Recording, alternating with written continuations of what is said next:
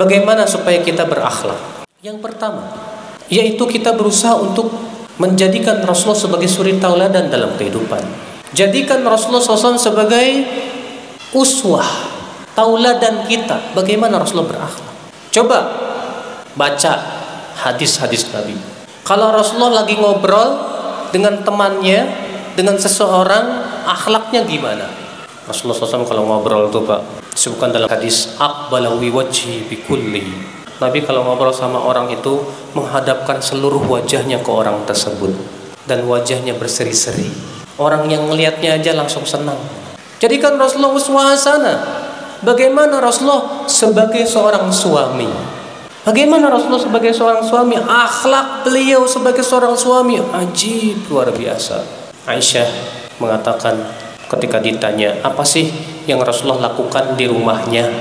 Kata Aisyah, kana fi mihnati ahli. Dia mengerjakan pekerjaan istrinya. Rasulullah, Nabi yang mulia, pemimpin, seorang manusia yang sangat luar biasa. Ternyata di rumahnya mengerjakan pekerjaan rumah tangga. Kana fi mihnati ahlihi. Syekh Albani, beliau yang sangat luar biasa di dalam mempraktekkan hadis ini. Yang cerita istrinya sendiri. Kata istrinya, suamiku ini Syekh Albani rahimahullah selalu membantu istrinya di rumahnya. Sampai-sampai aku sebagai seorang istri saja malu sama dia. Dia yang ngepel, dia yang masak, dia yang nyuci piring. Sampai kata istrinya, sampai-sampai aku malu sama dia. Syekh Albani rahimahullah mempraktikkan akhlak Rasulullah SAW. Nah, terkadang akhlak seperti ini jarang pada diri-diri kita. Jarang suami yang mau ngepel, jarang suami yang mau cuci piring, jarang suami yang mau, masya Allah, mengerjakan pekerjaan-pekerjaan istrinya.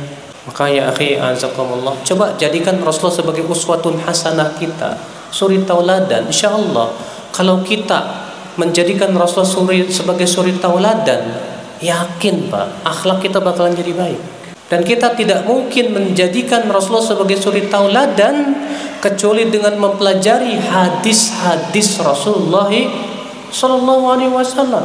Baca kitab Sahih Bukhari, Muslim, Abu Daud, Tirmidzi, Nasa'i dan yang lainnya. Bagaimana sih akhlak Rasulullah SAW terhadap Allah? Bagaimana sih akhlak Rasulullah SAW terhadap musuh-musuh Allah? Bagaimana sih akhlak Rasulullah SAW terhadap tetangga, terhadap para sahabat dan yang lainnya? Masya Allah. Kalau kita belajar membaca hadis-hadis Rasul, disitulah akhlak Rasulullah SAW. Yang kedua, agar kita punya akhlak yang baik, yaitu kita selalu berintrospeksi diri. Kita selalu memfokuskan kepada kekurangan-kekurangan akhlak saya apa ya? Itu yang kita fokuskan. Pernah tidak kita merenung sesaat, apa sih akhlak saya yang tidak baik? Pernah kita tidak bertanya kepada teman-teman kita atau istri kita atau kepada siapapun kita yang berada di sekitar kita, akhi, adakah yang menurut kamu akhlak saya yang tidak baik? Pernahkah kita mau mempertanyakan tentang akhlak kita? Maka semoga Allah merahmati. Dan sungguh sangat beruntung orang yang selalu memperbaiki dirinya. Dan ternyata akhi, sikap seperti ini yang Rasulullah bimbing ketika kita hidup di tengah-tengah masyarakat yang telah rusak. Hadisnya, hadis riwayat Abu Daud dalam sunannya, bahwasanya Nabi Shallallahu Alaihi Wasallam bersabda kepada Abdullah bin Amr bin Al-As. Apa kata Rasulullah? Kaifa bika ya Abdullah? Idza kunta fi huthalatin minan nas. Bagaimana sikapmu hai Abdullah jika kamu berada di tengah-tengah masyarakat yang sudah rusak? Nabi mengatakan apa? Bagaimana sikapmu hai Abdullah jika kamu berada di tengah-tengah masyarakat yang sudah rusak? Qad marijat uhuduhum wa kanu hakada, kata Rasulullah. Telah rusak perjanjian mereka sehingga mereka tidak bisa dipercaya lagi, dan mereka begini, hancur baur, hancur, akhlaknya hancur, ibadahnya hancur, agamanya rusak. Apa kata Abdullah bin Amr bin Al-As? Famadza ta'muruni ya Rasulullah? Apabila aku berada di masyarakat yang seperti itu, hai Rasulullah, di tengah-tengah manusia yang telah rusak seperti itu, hai Rasulullah, apa yang engkau perintahkan kepadaku, hai Rasulullah? Coba dengarkan nasihat Nabi. Dan ini sangat kita berkepentingan dengan hadis ini di zaman sekarang. Kata Rasulullah, ilzam baitak wa khudh ma ta'rif wa da' ma tunkir wa 'alaika bi khassati nafsik wa da'anka amral awam.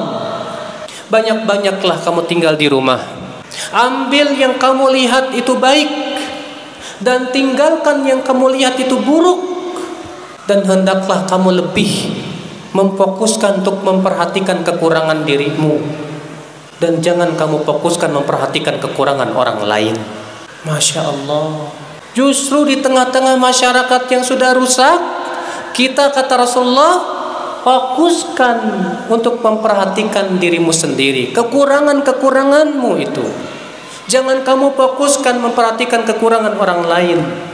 Ternyata di zaman yang penuh fitnah seperti ini, ternyata kita disuruh lebih memfokuskan diri kepada introspeksi diri, Pak.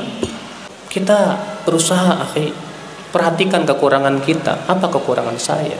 Apa sih akhlak yang buruk dari saya? Ada seorang ulama salaf terdahulu memberikan sebuah cara bagaimana kita mengetahui kekurangan diri sendiri. Gimana sih caranya supaya kita bisa mengetahui kekurangan diri sendiri? Di antara caranya, kata beliau, yaitu dengan mempergunakan musuh-musuhmu. Loh, kok bisa begitu? Iya, karena yang namanya musuh dan orang yang tidak suka kepada kita selalu mencari-cari kekurangan kita, ya kan? Ada kekurangan, dibesar-besarkan sama dia.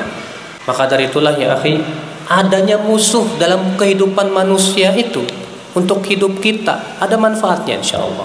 Ini si fulan kok musuhin banget saya ya. Makanya apa? Setiap ada kesalahan dia selalu besar-besarkan. Alhamdulillah, makasih kamu sudah menunjukkan saya kepada kekurangan saya. Thank you. Alhamdulillah. Ini gunakan, Pak, kesempatan ada orang yang memusuhi kita itu untuk bisa mengetahui kekurangan kita di mana, untuk kita perbaiki. Yang ketiga, akhi, supaya kita punya akhlak yang baik, yaitu berdoa, minta kepada Allah supaya kita diberikan oleh Allah akhlakul karimah. Doanya tadi, adapun hadis yang tersebar di masyarakat yaitu doa bercermin, Allahumma kama hassanta khalqi fahassin khuluqi. Itu hadisnya dhaif. Ya Allah, sebagaimana engkau memperbagus tubuh saya, baguskan akhlak saya. Ini di masyarakat terkenal nih, doa bercermin. Namun hadis ini didhaifkan oleh banyak ulama. Ada hadis yang lain yang sahih yang sudah saya sebutkan tadi. Nabi minta supaya diperbaiki akhlak. Ya, Nabi mengatakan, wahdini li ahsanil akhlaq la yahdi li ahsaniha illa anta wasrif anni sayyi'aha la yasrifu anni sayyi'aha illa anta. Ya Allah, berikan aku hidayah kepada akhlak yang baik. Tidak ada yang bisa memberikan hidayah kepada akhlak yang baik kecuali Engkau, dan palingkan aku dari akhlak yang buruk. Tidak ada yang bisa memalingkan dari akhlak yang buruk kecuali apa? Kecuali Engkau. Nah, itu doanya.